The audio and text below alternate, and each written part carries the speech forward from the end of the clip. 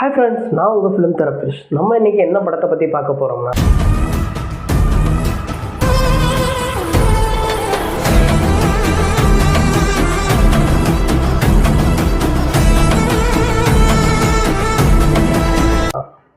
கரை தனுஷ் அவரோட நடிப்பில் விக்னேஷ் ராஜா போர்த்தொழில் இருக்கார் இல்லையா, அவரோட இயக்கத்தில் வந்திருக்க படம் தான் இந்த கரை. படம் எப்படி இருக்குது அப்படின்றத தெரிஞ்சுக்கிற முன்னாடி என் சேனலை சப்ஸ்கிரைப் பண்ணி வச்சுக்கோங்க. இந்த படத்தோட கதையை பற்றி பார்த்தோம்னா, தனுஷ் ஒரு திருடனாக இருக்கார். திருட்டு வேலை பண்ணும்போது மாட்டிக்கிறாரு. அதுலேருந்து தப்பிச்சு ரேணிகுண்டா போகிறாரு. அப்போது அவருக்கு ஒரு பெரிய பணத்தை வருது. அதனால் என்ன பண்ணுறாருன்னா, அவங்க அப்பாட்ட கேட்கலாம்னு ஊருக்கு வராது. பார்த்தா அவங்க அப்பா நிலத்தை வச்சு டிராக்டர் வாங்கியிருப்பாங்க. அந்த நேரத்தில் ஈரான் வார் நடக்கிறதுனால எண்ணெய் வராமல் இருக்கும். பெட்ரோல்லாம் இல்லாமல் டிராக்டரும் அப்படியே இருக்கும். விவசாயமும் நடந்திருக்காது.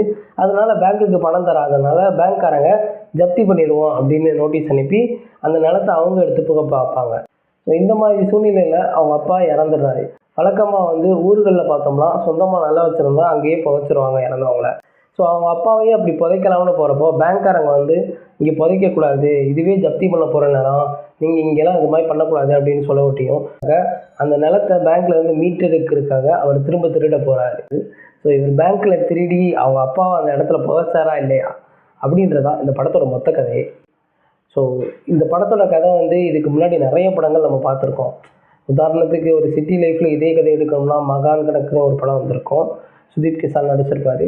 ரொம்பவே ஃபேமஸான படம். மேக்ஸிமம் எல்லோரும் டிவிலே அந்த படத்தை பார்த்துருப்பாங்க. அது மட்டும் இல்லாமல் கிராமத்தில் கொள்ளையடிக்கிறது, திருடுறது, இந்த மாதிரியான படங்களுமே நம்ம நிறைய பார்த்துருக்கோம். அரவானிலேருந்து நிறைய படங்கள் நம்மளே பார்த்துருப்போம். அந்த வரிசையில் தான் இந்த கரை படமும் இருக்குது. இந்த மாதிரி கதை இருக்குது. இதை ஒரு என்கேஜிங்காக கொடுத்துருந்தா படம் ஓரளவுக்கு நல்லாயிருக்கும். ஒரு போர்த்தொழில் டைரக்டர் அவருக்கு எப்படி என்கேஜிங்காக கொடுக்கணும்னு தெரியும். அவருமே அப்படி கொடுக்கல. அதான் படத்தோட தோல்விக்கு முக்கிய காரணம்.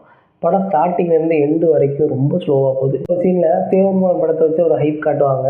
அதெல்லாம் தேவையே இல்லை, சும்மா வேணும்னே வைக்கணும்னு வச்சுருக்காங்க. படத்தில் நிறைய இடத்துல சீன்ஸை குறைச்சிருக்கலாம். பட் அந்த மாதிரி அவங்க எதுவுமே பண்ணல. அப்படியே ஒரு மிட் லெவல்லையே படம் போகுது.